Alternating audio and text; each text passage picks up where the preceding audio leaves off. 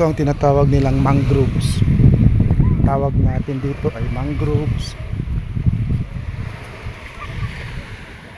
Itinanim dito. Meron itong purpose, di ba? Ito ay sanctuary ng mga marine animals. Mangroves. No, importante ito sa ecosystem dito sa baybaying dagat. So tingnan nyo, itinanim talaga ito, guys. May purpose ito. Alam na nating lahat kung ano ang purpose, bakit itinanim itong mga punong kahoy dito sa baybaying dagat. Yan, maganda. Maganda ang epekto nito.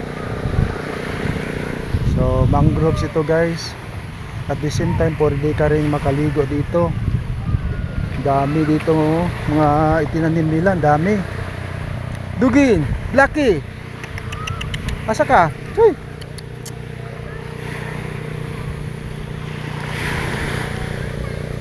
Yan, guys, dami.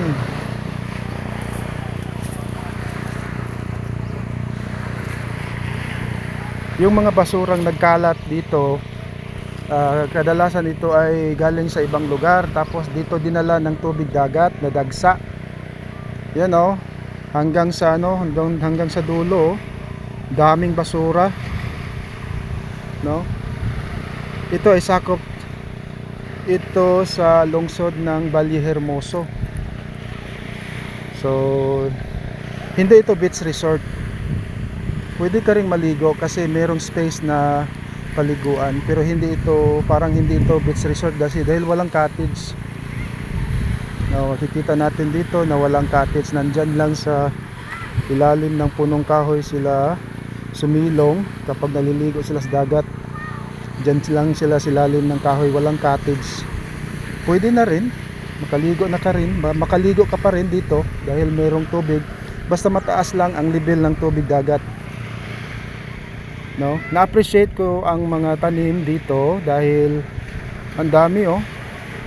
Meron itong mabuting epekto sa ating kalikasan.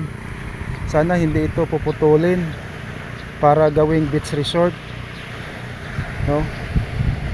Sana pagkalipas ng maraming taon, nandito pa rin ang mga kahoy na ito, no? Importante ito sa ating kalikasan. Yan, guys, pinakita ko sa inyo ang maraming mga punong kahoy na maliliit, pero lalaki ito pagkatapos ng maraming taon. Ngayon ay maliliit pa sila, no? Yan, puntahan natin doon sa dulo. Daming basura, oh, no? Ang may-ari ng lupa, hindi siguro nila ito pinapansin dahil parati itong mangyayari, siguro taon-taon. Daming basura, guys.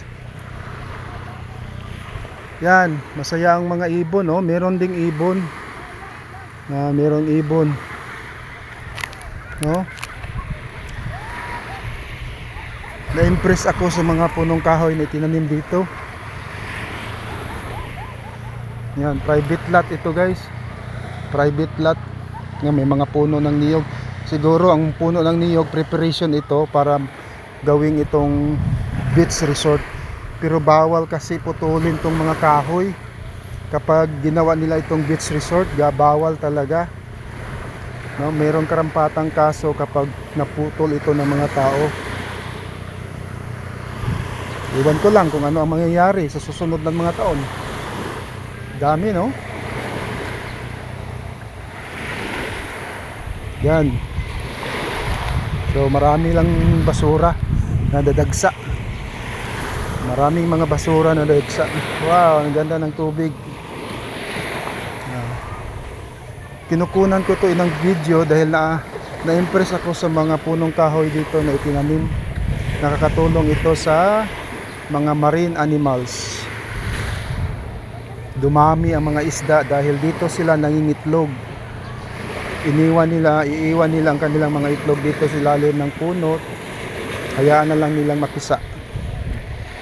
That's the nature, the rule of nature. You guys, okay?